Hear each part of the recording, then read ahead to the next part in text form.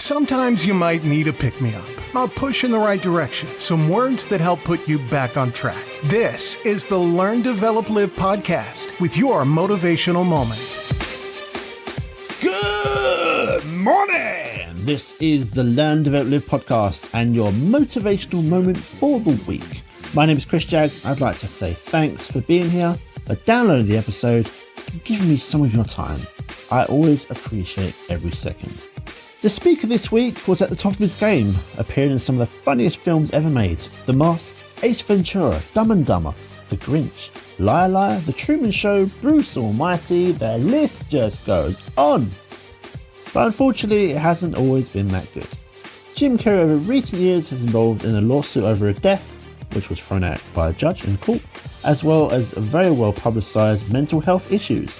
But Carrey is now back in the limelight with his recent appearance in the Sonic the Hedgehog film, which we watched last week, and we really liked it. And he remains passionate about his painting and mentoring young Hollywood stars. In this clip, Jim Carrey gives the commencement address to the Maharishi University of Management's class of 2014.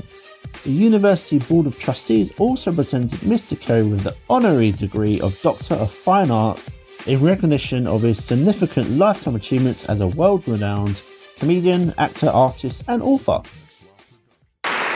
You are the vanguard of knowledge and consciousness, a new wave in a vast ocean of possibilities. On the other side of that door, there's a world starving for new ideas, new leadership. I've been out there for 30 years.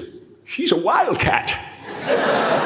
Oh, she'll rub up against your leg and purr until you pick her up and start petting her, and then out of nowhere she'll swat you in the face!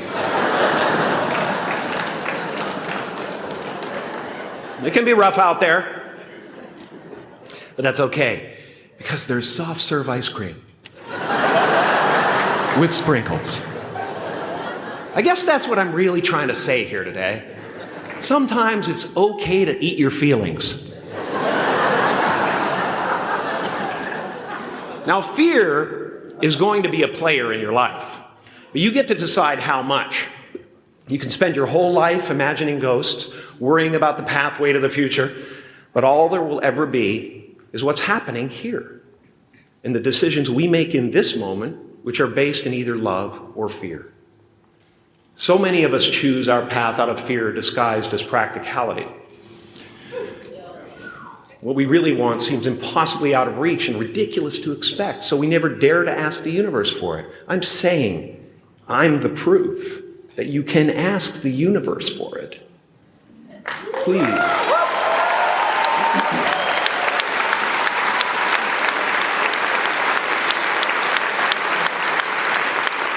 And if it doesn't happen for you right away, it's only because the universe is so busy fulfilling my order.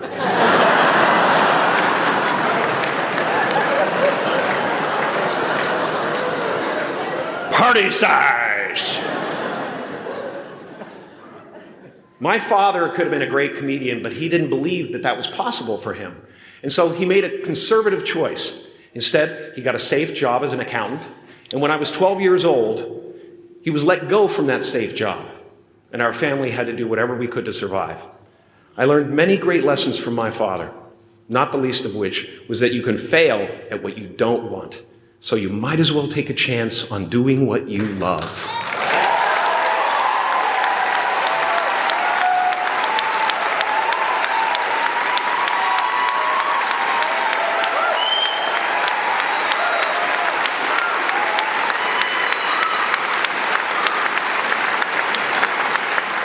It's not the only thing he taught me, though.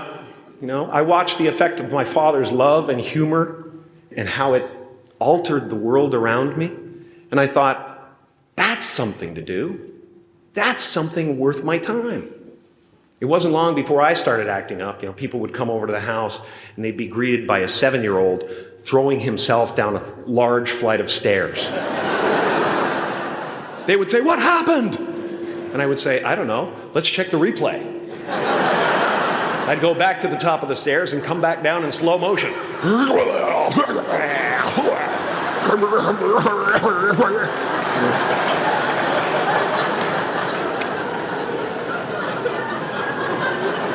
It was a very strange household. My father used to brag that I wasn't a ham, I was the whole pig. And he treated my talent as if it was his second chance. When I was about 28, after a decade as a professional comedian, I realized one night in LA that the purpose of my life had always been to free people from concern, just like my dad.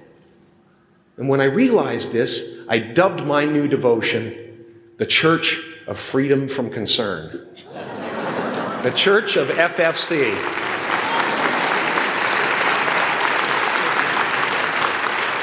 And I dedicated myself to that ministry. What's yours? How will you serve the world? What do they need that your talent can provide? That's all you have to figure out. As someone who's done what you're about to go and do, I can tell you from experience, the effect you have on others is the most valuable currency there is.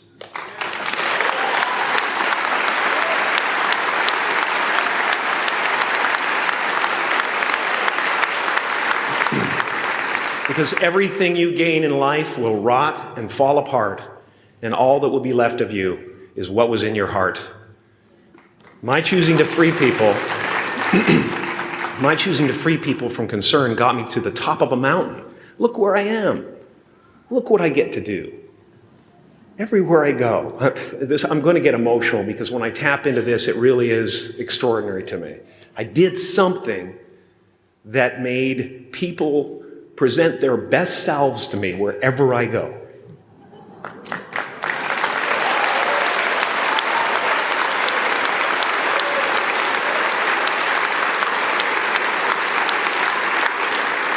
I am at the top of the mountain, and I was, and the only one I hadn't freed was myself, and that's when my search for identity deepened.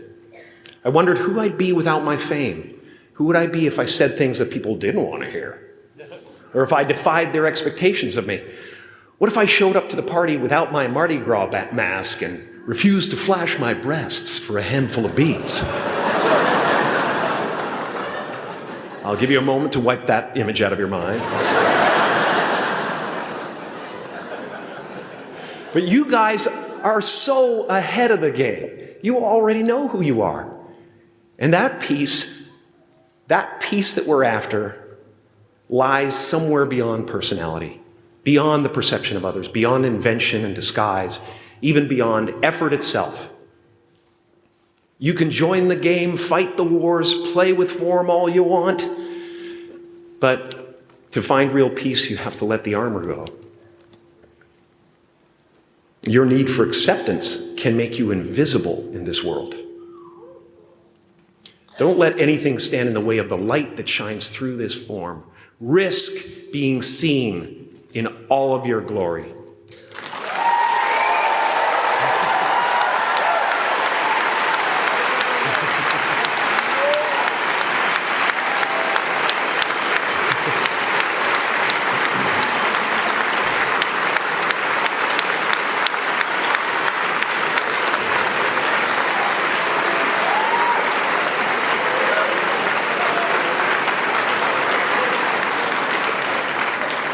It's not big enough. This painting is big for a reason. It's called high visibility. It's about picking up the light and daring to be seen. Here's the tricky part. Everyone is attracted to the light. The party host up at the top, who thinks unconsciousness is bliss and is always offering to drink from the bottles that empty you. Misery below her. Despises the light, can't stand when you're doing well, wishes you nothing but the worst. The Queen of Diamonds, under him, needs a king to build her house of cards. And the hollow one down bottom there will cling to your leg and say, please don't leave me behind, for I have abandoned myself. Even those who are closest to you and most in love with you, the people you love most in the world, will find clarity confronting at times. This painting took me thousands of hours to complete. And when I was finished, thank you. Thousands of hours, yes. I'll never get them back. I'll never get them back. I worked on this for so long. I was weeks and weeks like a madman alone on the scaffolding. And when I was finished, one of my friends said, "This would be a cool blacklight painting." So I started over.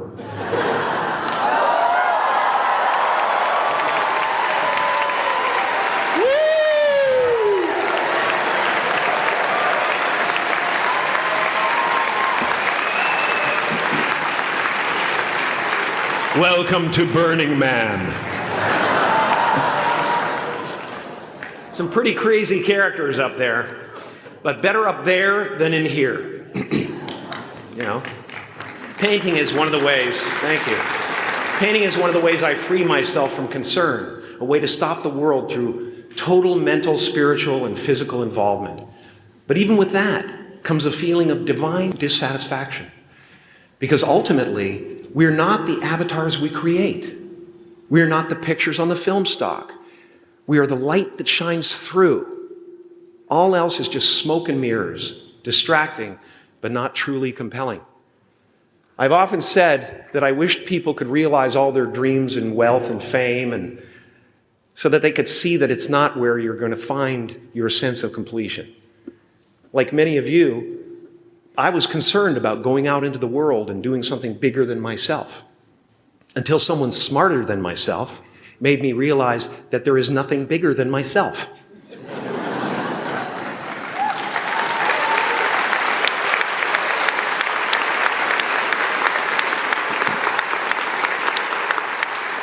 My soul is not contained within the limits of my body. My body is contained within the limitlessness of my soul. One unified field.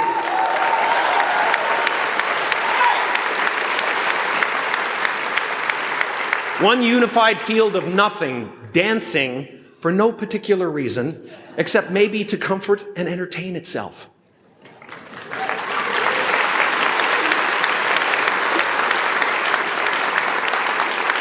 As that shift happens in you, you won't be feeling the world, you'll be felt by it, you'll be embraced by it.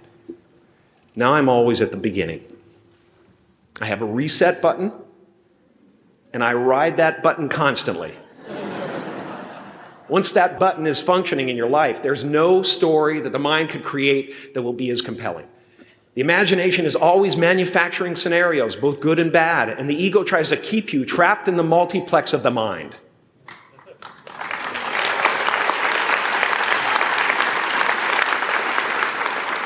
Our eyes are not viewers, they're also projectors that are running a second story over the picture that we see in front of us all the time. Fear is writing that script, and the working title is, "I'll Never Be Enough."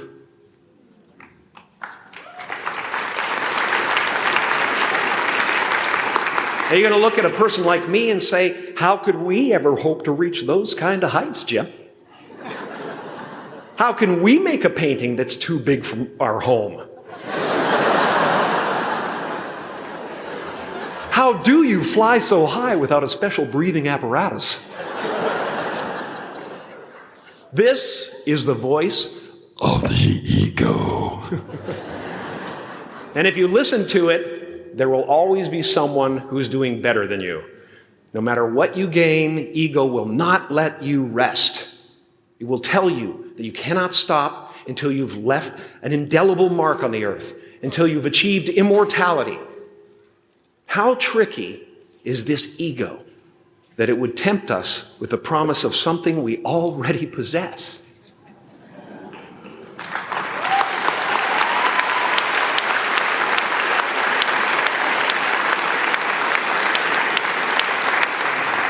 So, I just want you to relax. You know, that's my job. Relax and dream up a good life. I had a substitute teacher from Ireland in the second grade that told my class during morning prayer that when she wants something, anything at all, she prays for it and promises something in return, and she always gets what she wants. Well, I'm sitting at the back of the classroom, thinking, wow, my family can't afford a bike, So I went home and I prayed for one. And I promised I would recite the rosary every night in exchange. Broke that promise. But 2 weeks later, I got home from school to find a brand new Mustang bike with a banana seat and Easy Rider handlebars. Yeah. From fool to cool. My family informed me that I had won the bike in a raffle that a friend of mine had entered my name in without my knowledge whatsoever. So that type of thing has been happening to me ever since. As far as I can tell, it's just about letting the universe know what you want and working toward it while letting go of how it comes to pass.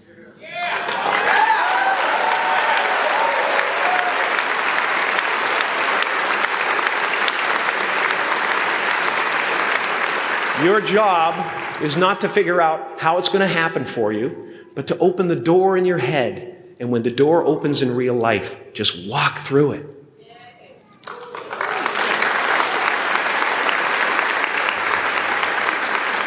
And don't worry if you miss your cue, because there's always doors opening. They keep opening. And when I say life doesn't happen to you, it happens for you, I really don't know if that's true. I'm just making a conscious choice to perceive challenges as something beneficial so that I can deal with them in the most productive way. You'll come up with your own style. That's part of the fun.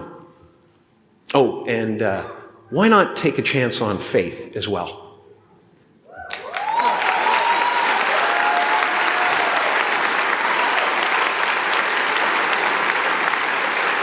Take a chance on faith. Not religion, but faith. Not hope, but faith. I don't believe in hope. Hope is a beggar. Hope walks through the fire, and faith leaps over it.